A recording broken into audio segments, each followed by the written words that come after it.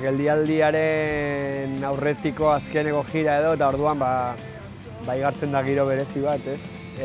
Ja Gernikatik, lehendabiziko kontzertutik, sortu da lako zalaparta bat, ez? Erabakiaren inguruan eta sarreren salmenta eta bar, eta nahiko nik esaten dut emozionalki pasa garela, ez dakit, ez, hainbat sensazio ezberdinetatik, ez? Baina, gero holtza gainean, super gustora.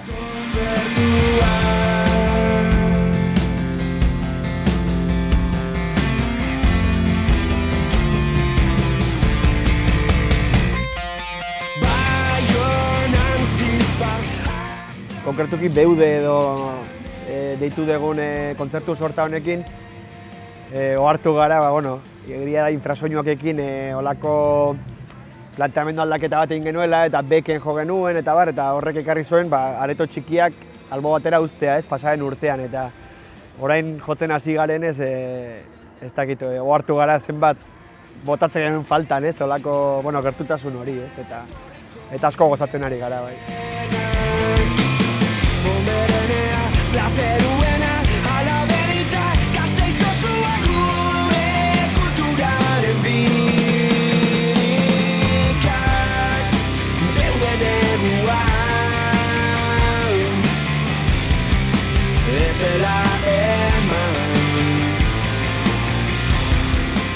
Nik gogoko dut eta uste dut hiru taldekideok asko maite dugula areto hau, sortu zen garaitik eta ez dakit oso gustora itzutzen gara ona beti, ez? Orduan, gaur ere gogotsu eta are gehiago, bira berezi honetan, ez?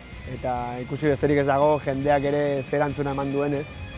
Ze privilegioa den olako publikoa aukitzea eta saietuko gara, ez? Horre holtzatik erantzun ez dakit tajuzko bat eman. Bego musika